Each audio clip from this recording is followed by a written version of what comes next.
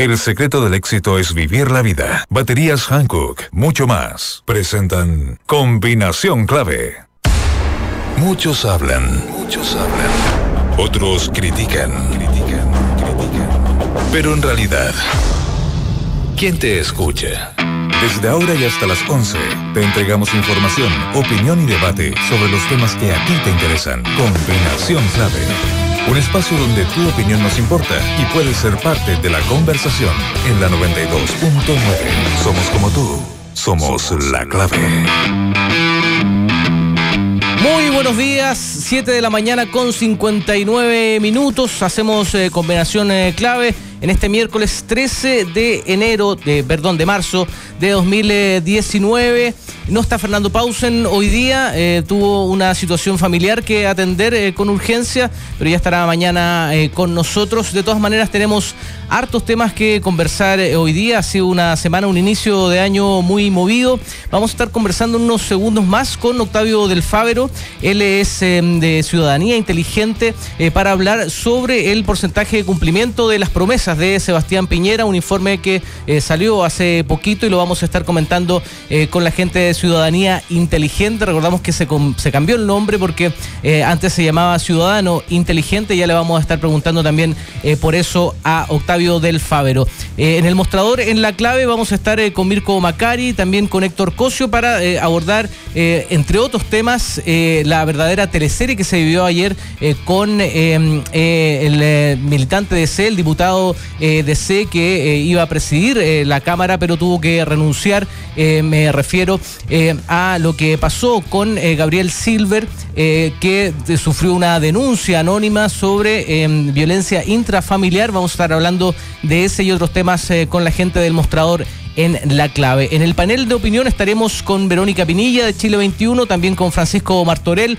director del Periodista, y también Jorge Acosta de Res Pública para desglosar la contingencia nacional e internacional. En la sección del Archivo Nacional, como es costumbre, miércoles por medio, vamos a estar hablando sobre la visión histórica del feminismo a propósito de lo que pasó la semana pasada, el viernes, el 8M y la masiva convocatoria que realmente nos sorprendió porque es un movimiento que ya se extiende por un año y que tuvo su punto cúlmine el viernes pasado con las calles llenas de mujeres luchando por sus derechos. Vamos a estar hablando con María Eugenia Mena, ella es historiadora del Archivo Nacional, y vamos a hacer una perspectiva histórica a propósito también de una exposición que se está llevando a cabo por estos días en el Archivo Nacional.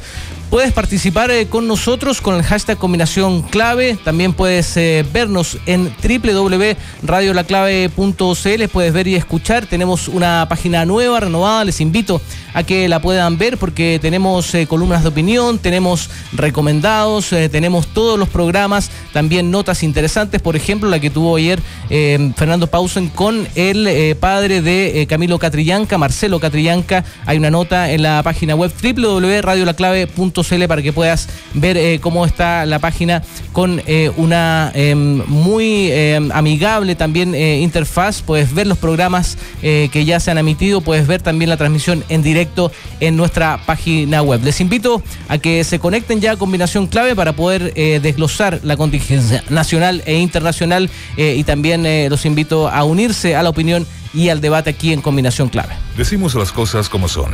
Escuchas Combinación Clave por la 92.9. Bueno, ya se los anunciaba hace poquito, estamos aquí en el estudio de Radio La Clave con Octavio del Fávero, el ex coordinador de incidencia de Ciudadanía Inteligente. ¿Cómo estás, Octavio? Hola, muy buenos días. Bueno, quería comenzar, Octavio. Octavio, para que ustedes sepan, no es primera vez que viene acá. Ha sido entrevistado por Fernando Pausen, pero también ha sido panelista cuando estaba Beatriz Sánchez. Siempre había gente de Ciudadano Inteligente en esa época que venía a los paneles de opinión. Estaba María Jaraquemá, Rodrigo Checopar, cuando también era parte de Ciudadano Inteligente. Mauricio Daza también, que colaboraba con ustedes, y otros integrantes de Ciudadano Inteligente que venían acá a dar su opinión, porque ustedes siempre han hecho un montón de actividades, un montón de estudios, siempre ligados a transparentar, ¿no?, lo que está pasando principalmente en la política y concentrado muchas veces lo que pasa en el Congreso. Cuéntanos un poquito sobre, primero, el cambio de nombre que nosotros lo anunciamos acá cuando ocurrió, que fue a principios de este año, y el cambio de Ciudadano Inteligente a Ciudadanía Inteligente, que tiene que ver también con lo que está pasando y los cambios que tienen que ver con el movimiento feminista y con el nuevo tiempo que corre, donde quizás para algunos son detalles, ¿no? En términos de la semántica, en torno de cómo se escriben las cosas, de las palabras que se ocupan, pero en el fondo también eso tiene un significado, ¿no? Un peso. No, absolutamente. Los movimientos feministas, la reflexión que se ha dado alrededor de la igualdad de derechos entre hombres y mujeres, nos abrió los ojos, nos hizo caer la teja respecto de que nuestro nombre no era lo suficientemente inclusivo para representar lo que sí creemos busca representar nuestro mensaje y nuestro trabajo, que es demostrar que la política en democracia se trata de la participación de todos y todas, sin importar tu género, sin importar tu orientación sexual, sin importar tu raza, tu nacionalidad, etcétera. La idea de ir construyendo una política y una democracia que sea más inclusiva y más representativa. Y ahí nos dimos cuenta que nuestro nombre estaba quedando al debe, estaba quedándose desfasado respecto a nuestro propio mensaje y a lo que nosotros también imaginamos que es del cómo debe ser el espacio público en general. Así que nos pareció una necesaria adecuación a este llamado de atención que nos hicieron en el fondo las mujeres en Chile y en el mundo acerca de cuál es su rol y cuál es su espacio en el espacio público, en igualdad de condiciones con el hombre, y por lo tanto, claro, los elementos simbólicos, como el título de una organización que se menciona todo el tiempo, al final tiene que reflejarlo de la misma manera. Y esa es la razón por la cual nos cambiamos el nombre, aprendimos de alguna forma una lección y pues quisimos ponernos al día. Solo por curiosidad, ¿fue una discusión que tuvieron, que duró mucho? ¿La iniciativa vino desde las mujeres quizás que están en ahora Ciudadanía Inteligente? Yo creo que fueron muchas alarmas que se fueron despertando, a veces eran las contrapartes las que te llamaban la atención. Dentro de la organización, por supuesto, las mujeres lideraron una reflexión importante acerca de las relaciones y la igualdad dentro de la organización, y en el fondo no ser un espacio donde se reproduzcan las desigualdades que se dan en la sociedad. Y fue ahí, sí, desde el equipo, donde surge una reflexión sobre el nombre también, y desde ahí se levanta una solicitud a la dirección, directorio, para cambiar el nombre, que finalmente sucede. Perfecto. ¿No hubo nadie que se opusiera o que tuviera algún reparo con el cambio de nombre? No, y además, pero yo diría que es un poco más secundario, también tiene que ver con el paso de una mirada individual, de una persona, ciudadano. Claro. A una cosa más colectiva, que es también como creemos que tiene que traducirse la acción política desde la sociedad civil a la ciudadanía. De forma colectiva es como se gana fuerza también. Así que había como argumentos por todas partes. Perfecto.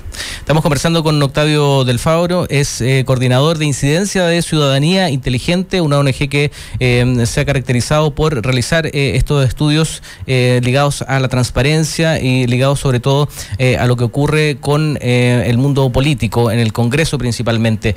Cuéntanos un poquito de este estudio que sacaron. Tengo entendido que es la octava versión de El Dicho al Hecho, que en el fondo mide las promesas de campaña, puede ser de la presidencia, parlamentario, lo han hecho en otros gobiernos también, con lo que ocurre en el Congreso, con en el fondo las leyes que se concretan, ¿no? Exactamente. Del Dicho al Hecho es un proyecto que mide justamente el cumplimiento de las promesas legislativas de los programas de gobierno. Se centran solo en las legislativas, no en otro tipo. Sí, a veces los programas de gobierno, bueno, claramente tienen muchas más tipos de medidas. También tienen medidas administrativas, por ejemplo, construir un hospital, dictar un decreto, reformular, qué sé yo, la interna de un ministerio, etcétera. Esas medidas... quizás intenciones, digamos, pero no cosas concretas que se van a... Exacto, a también, ¿no? Tienen elementos retóricos que efectivamente no son susceptibles de ser medidos. Así que tampoco eso...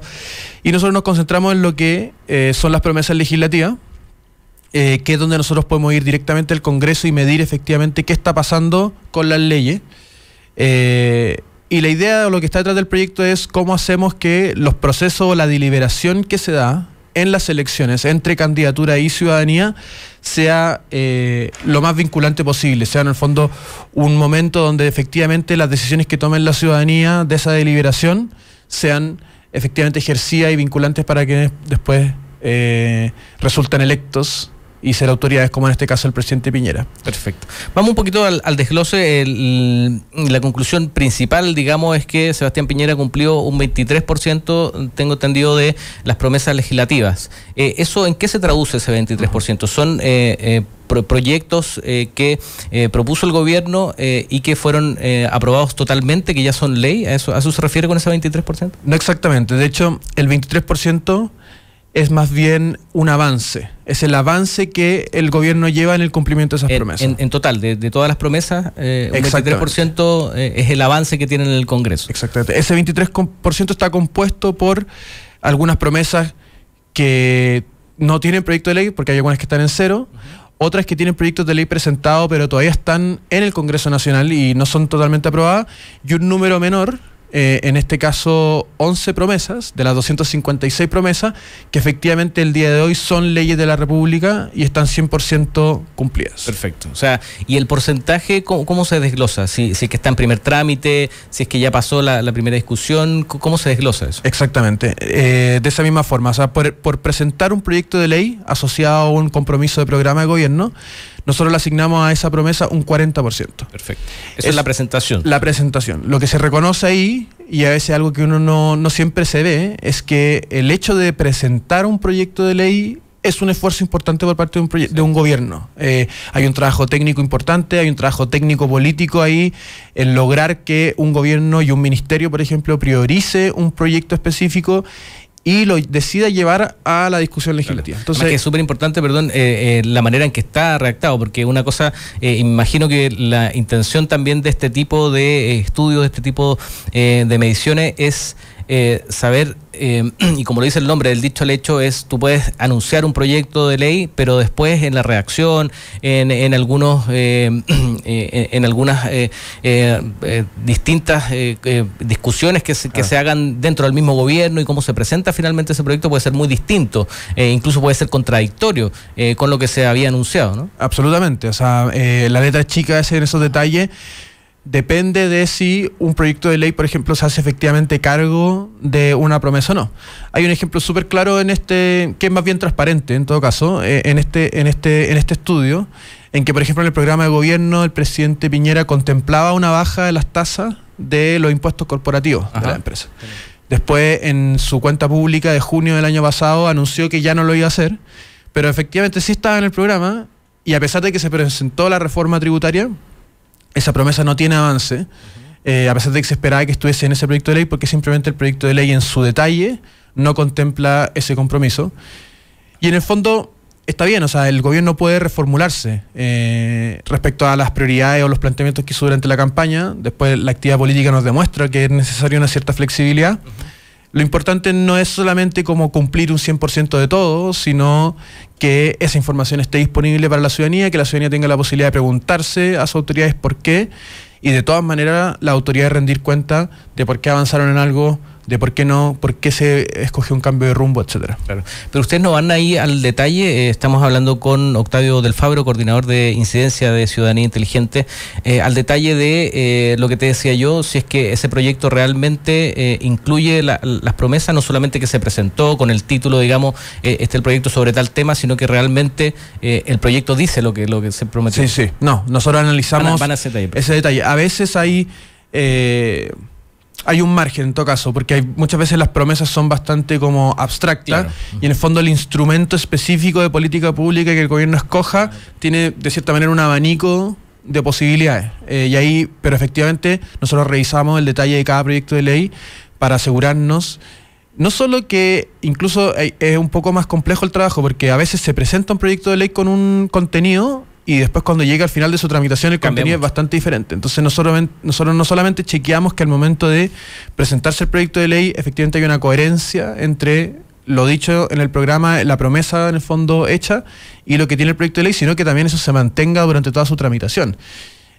Porque efectivamente, cuando pasa de un primer trámite en la Cámara de Diputados, que ahí nosotros les damos un 40%, después pasa al Senado y nosotros aumenta el porcentaje de cumplimiento, pasa a un 60%, ahí puede haber cambiado. Claro. Y ahí hay que ver si es que efectivamente el proyecto se sigue haciendo cargo de la promesa que originalmente hacía. Exacto.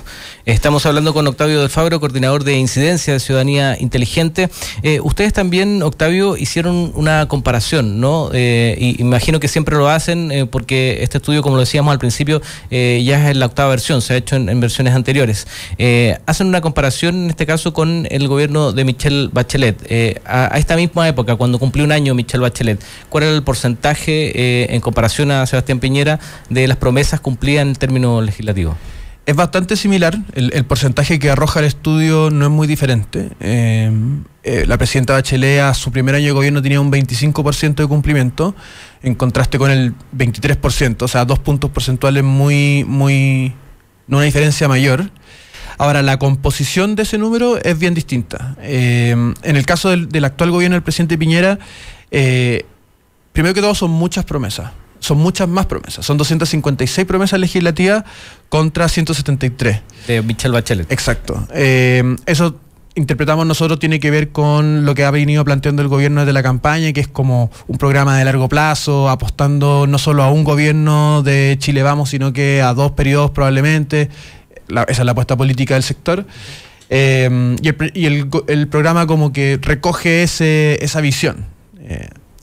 Igual es una visión arriesgada, como hacerse cargo inmediatamente del programa de gobierno del que sería tu sucesor, pero además tomando en cuenta, así se planteó en el fondo. Y tomando en cuenta también que son 4 años de gobierno, donde quizás muchos de esos proyectos ni siquiera se van a empezar a discutir o van a quedar en el Congreso y van a ser materia de la próxima administración. Exacto, ¿no? Y en 4 años es una eternidad en política, o sea, las prioridades quizás cuáles van a ser. Pero bueno, esa fue la propuesta. Que yo creo que en términos como normativos o a priori no suena mal, decir, oye, pensemos en más largo plazo, está perfecto. La diferencia está en que el actual gobierno presentó muchas iniciativas, o sea, se hizo cargo y en ese sentido hay muchas promesas en 40%, como hablábamos, o sea, muchas promesas con un proyecto de ley presentado. El tema está que no muchos han avanzado de forma sustantiva en el trámite legislativo. Y eso se ve muy claro, por ejemplo, en promesas emblemáticas como pensiones o reforma tributaria o las reformas que hay en temas de educación. Son promesas que están más o menos en su primer trámite constitucional, en su primera etapa legislativa. Por contraste, el gobierno anterior lo que tenía a esta época era menos promesas con avance, o sea, había menos proyectos de ley asociados a promesas de programa, pero habían varias que sí eran leyes hoy, o sea, que estaban 100% aprobadas. Y algunas de esas, incluso emblemáticas como reforma tributaria o el cambio al sistema binominal, ley de inclusión escolar, que de verdad que tuvo una discusión bastante accidentada, pero que a fin de cuentas pero el año estaba ya... Estaba aprobada. Ahora, yo recuerdo que en el gobierno de Bachelet también incluso se habló de un frenesí legislativo, de que estaban tratando de aprobar muy rápido las leyes y eran leyes emblemáticas, ¿no? Como el que tenía que ver con la educación, el tema de las pensiones, complejas también en la discusión.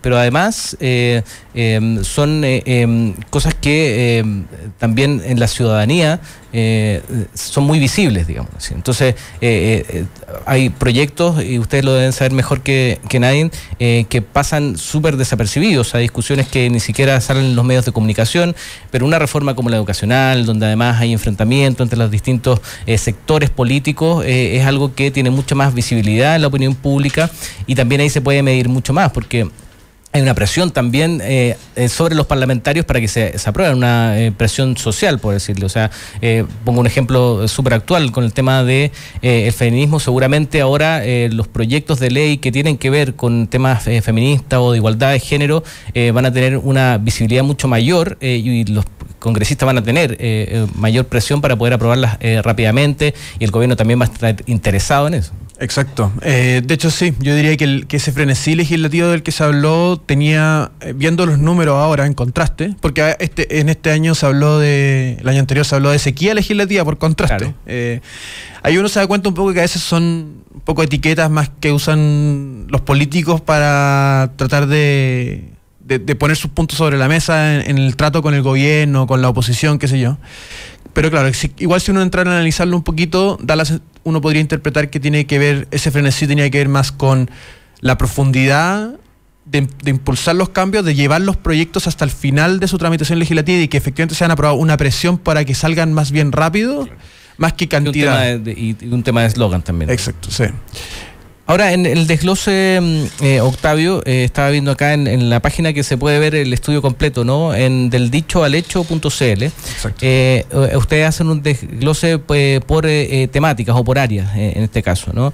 Y estaba viendo algunas, por ejemplo, como cultura, democracia, también, por ejemplo, obras públicas, en términos de los pueblos indígenas, que se llama la atención por todo lo que ha pasado en el último año después de la muerte de Camilo Catrillanca, y es un tema transversal, ¿no? Que se arrastra desde otros gobiernos también, que no ha podido ser resuelto, y tiene 0%. ¿Eso, lo que hablábamos recién, significa que ni siquiera se ha presentado el proyecto o que está recién en discusión? Exactamente, significa que en esas áreas de las promesas legislativas que nosotros identificamos es muy probable que haya ministerios como Obras Públicas haciendo otro tipo de cuestiones. No estamos diciendo que el ministerio esté sentado y no está haciendo nada. O las muy famosas mesas, ¿no? Las mesas de diálogo, las mesas de expertos también, pero no se ha presentado un proyecto. No se ha presentado un proyecto de ley, concretamente en el Congreso, sobre los temas que están ahí. Ahora, claro, hay algunas áreas que tienen poquitas medidas legislativas, en verdad, como el grueso de su trabajo está en otras cosas, y hay otras efectivamente donde hay compromisos políticamente relevantes que están en cero. Y yo creo que pueblo indígena es como el ejemplo más evidente en esta versión del estudio, porque llama la atención en realidad que en lo que nosotros hemos medido por tercer gobierno consecutivo, compromisos relativos a pueblos indígenas como el reconocimiento constitucional de los pueblos originarios. O sea, que algo se ha discutido hace mucho tiempo. Incluso desde el gobierno de Elwin. Seguro, exacto. El reemplazo de la CONADI y crear una nueva institución de relación entre el Estado de Chile y los pueblos indígenas. También crear los consejos de pueblos indígenas como espacios de representación, espacios de interlocución. Son compromisos que ya llevan muchísimos años y en que ningún gobierno, no solo no ha avanzado de forma relevante, a pesar de estar presente en los programas, estar presente en la discusión, a pesar de que ocurren hechos donde hacen evidente, como el asesinato de Camilo Catrillanca, que hacen evidente la necesidad de hacerse cargo de este asunto, pero la pasividad de los gobiernos y transversalmente, la verdad, demuestra que estamos súper en deuda como Estado de Chile en atender ese asunto. Estamos hablando con Octavio del Fávero, coordinador de incidencia de ciudadanía inteligente, a propósito de este estudio del dicho al hecho que compara las promesas a nivel legislativo del gobierno, en este caso de Sebastián Piñera, con lo que se está haciendo en el Congreso hoy día, con los proyectos que han avanzado, con los que se han aprobado. Ahora, ustedes toman en cuenta en esa comparación también no solamente el porcentaje de los proyectos que están siendo discutidos en el Congreso, con la composición de el Congreso en sí, porque vemos que hoy día el gobierno no tiene mayoría en el Congreso, a diferencia de lo que pasaba con Michelle Bachelet, que sí lo tenía. ¿Eso cambia un poquito también los tiempos legislativos o el cumplimiento de estas promesas legislativas? Absolutamente.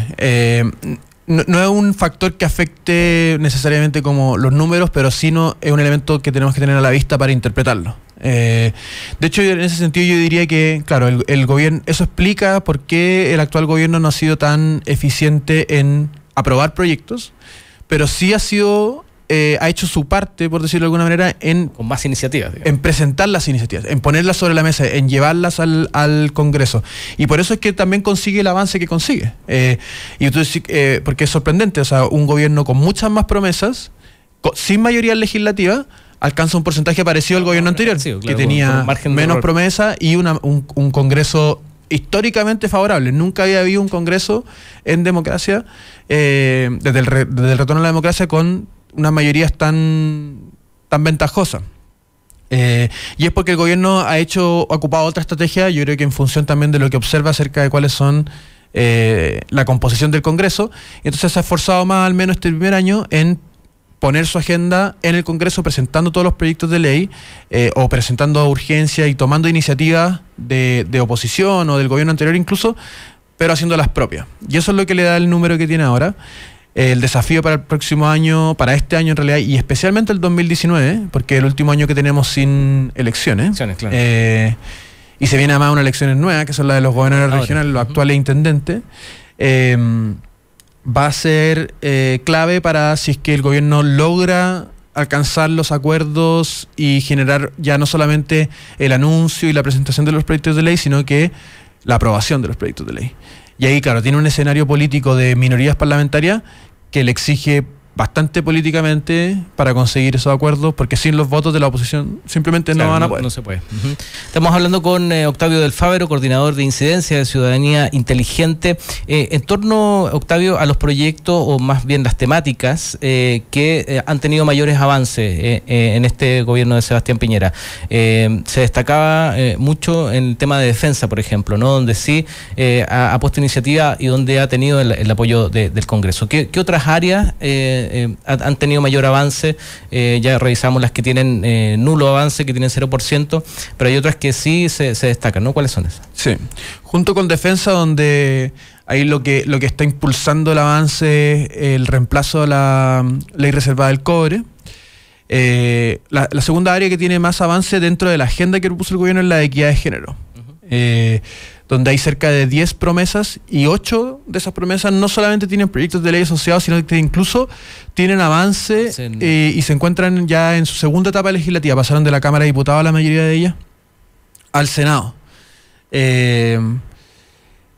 A nuestro juicio, estos dos son áreas que han sido bien impulsadas por la contingencia, y a pesar de son todos elementos que están desde la campaña contemplados en el programa de gobierno, por supuesto, y que la contingencia del primer año de gobierno les dio un impulso, y el gobierno también en ese sentido se hizo cargo. En el caso de defensa, es impresionante como uno, revisando todos los hitos del año pasado, la cantidad de escándalos asociados al uso de recursos públicos por Fuerzas Armadas, Carabineros, etcétera, marcaron muchísimo la agenda. Es un 60% en defensa. Y para qué decir también lo que fue en mayo del año pasado el movimiento feminista, que llevó a que a finales de mayo el presidente Piñera anunciara y le diera, yo diría que no anunció tantas nuevas medidas respecto a su programa, pero sí anunció a finales de mayo el impulso y la prioridad que le iba a dar, y en eso diría yo que se ha notado en el avance que tienen estos compromisos en el Congreso.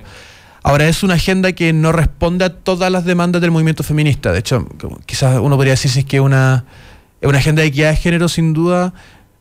Habría que preguntarle a las lideresas o a las personas que participan del movimiento más directamente si es que es una agenda propiamente o completamente feminista. Ahora, creo que ningún sector desconoce que son medidas que significan un avance en temas de violencia, de nuevas formas de violencia, etcétera, y que la agenda del gobierno de alguna forma lo está tomando e impulsando. Claro, es que temas como este, tú ves que el Congreso quizás pide más, pero no va a desaprobar o rechazar, digamos, un proyecto que tenga algún tipo de avance, ¿no? Quizás, claro, van a pedir más, o que se modifiquen algunos proyectos para que sean más acordes con las demandas que tienen los sectores feministas, pero no van a poner trabas, digamos, porque también sería incongruente, ¿no? Exacto, y además el gobierno, diría, se ha adaptado en esta materia a el hecho de contar de las minorías parlamentarias que hablamos antes.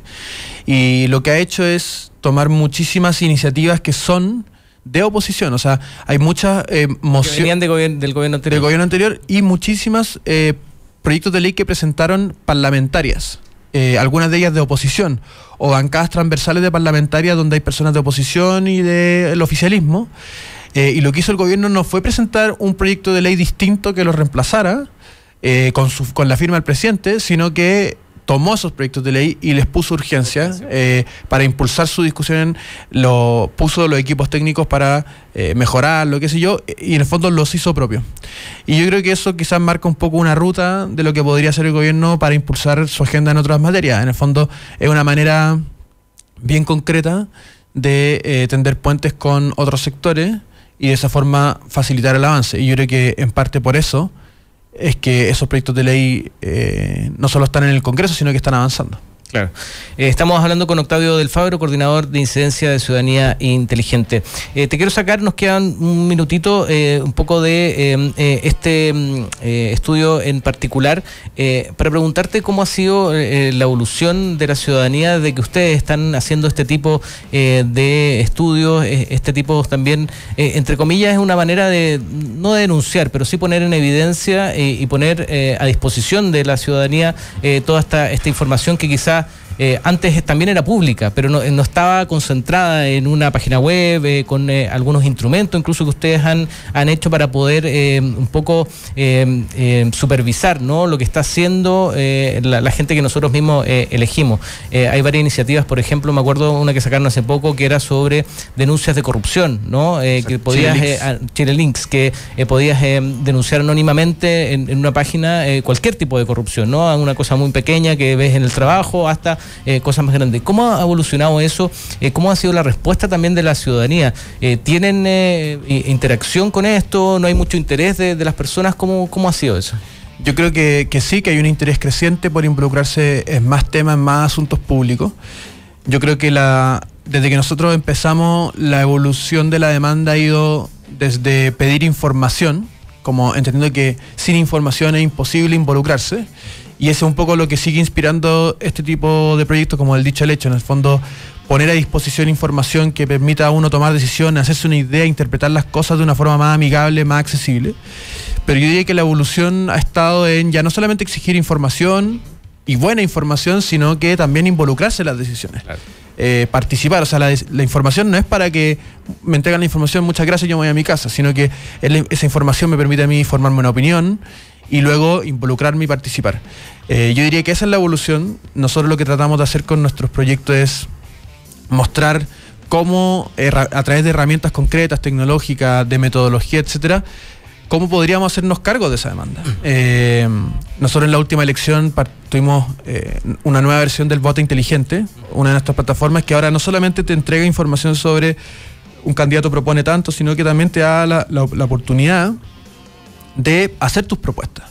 Y me acuerdo, no sé si fue el caso que ustedes le pedían información a los propios partidos, a los propios candidatos que dieran toda su información sobre los conflictos de interés que quizás tenían, toda la información lo más transparente posible. Y no todos accedieron tampoco a eso, ¿no? Exactamente. Y él lo evidenciaba, me acuerdo. O sea, decía, él no ha querido mandar información, él no quiere mandar información. Exacto, también. Y han surgido también otras iniciativas como que gracias a las nuevas leyes de financiamiento electoral en reemplazo a propósito de Caso Penta y todo, hubo iniciativas que mostraban todo el financiamiento de las campañas y todo.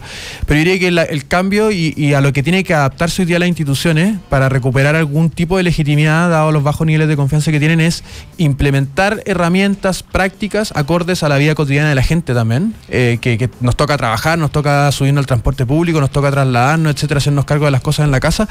¿Cómo las instituciones se adaptan para efectivamente facilitar una interacción significativa entre ellos y las personas? Y de ida y vuelta. No solamente yo te entrego información, sino que también de recibir, claro, la visión y las ideas de la gente. Yo creo que ese sería como el desafío que está demandando la ciudadanía en todo tipo de temas. Claro.